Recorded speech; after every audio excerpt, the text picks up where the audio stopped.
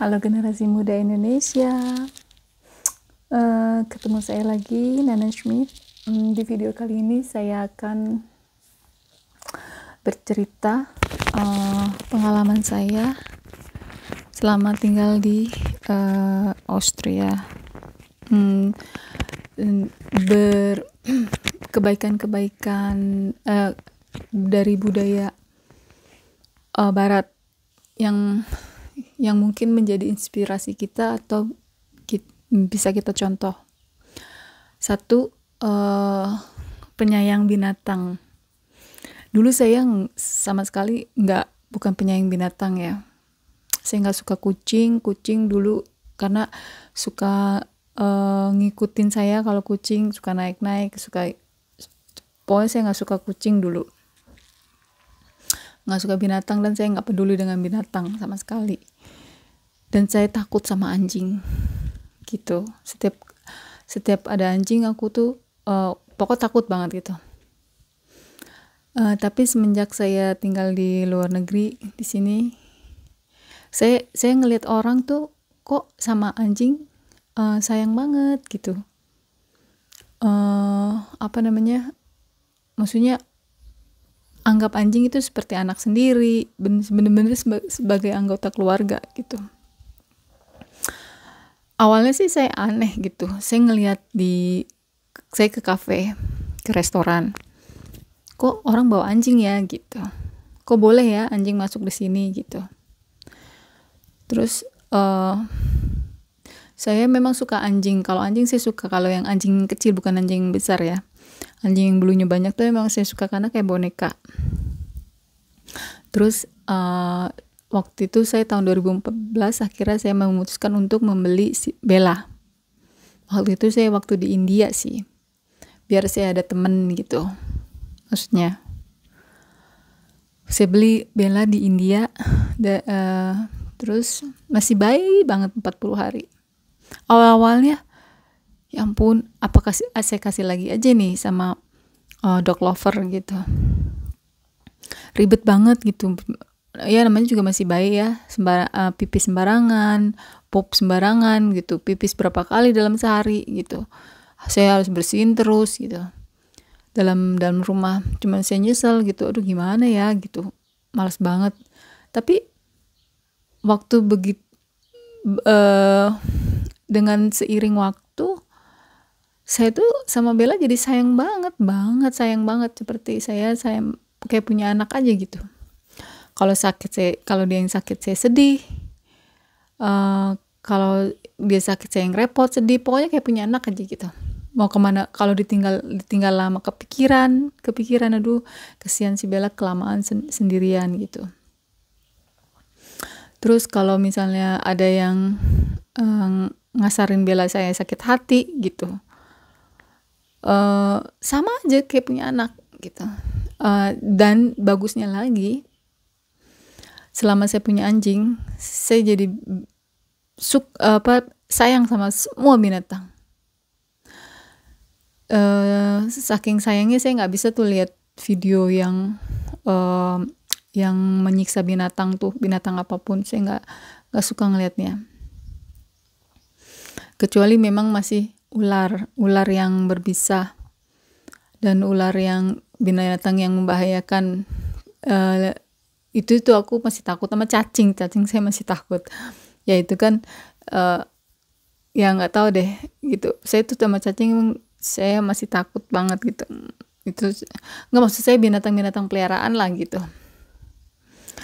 Itu saya sama binatang jadi sayang banget, penyayang binatang. Jadi saya ngerti gitu, empati. Kok orang bisa sayang binatang. Itu sebenarnya sesuatu yang hal positif ya. Kita jadi punya rasa penyayang.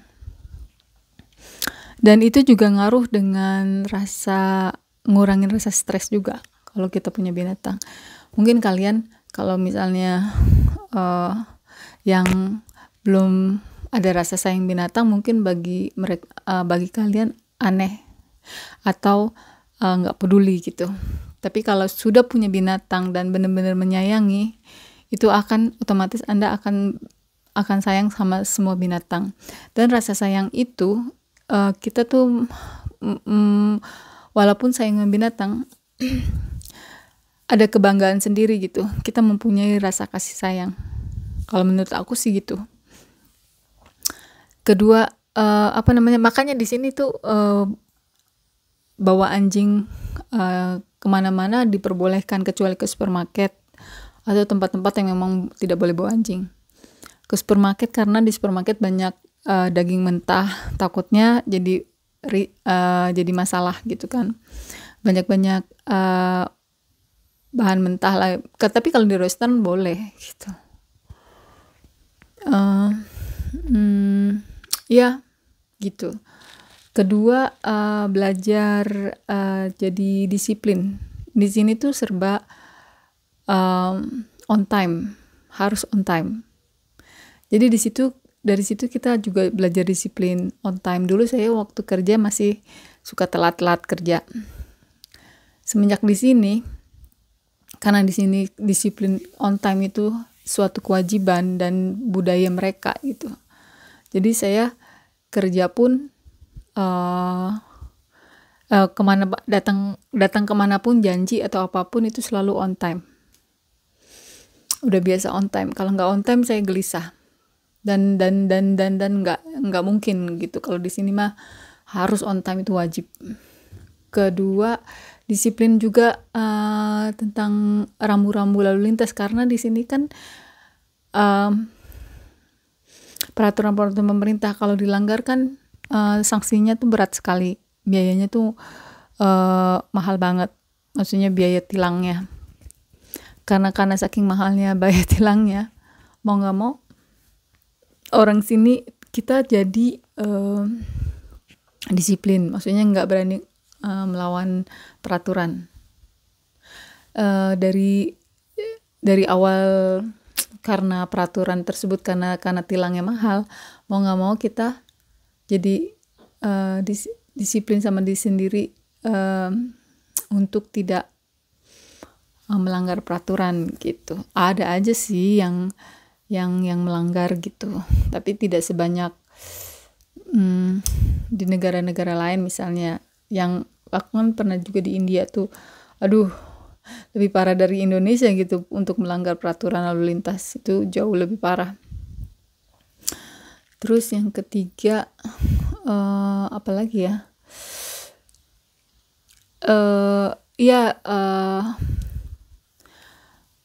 Disiplin, terus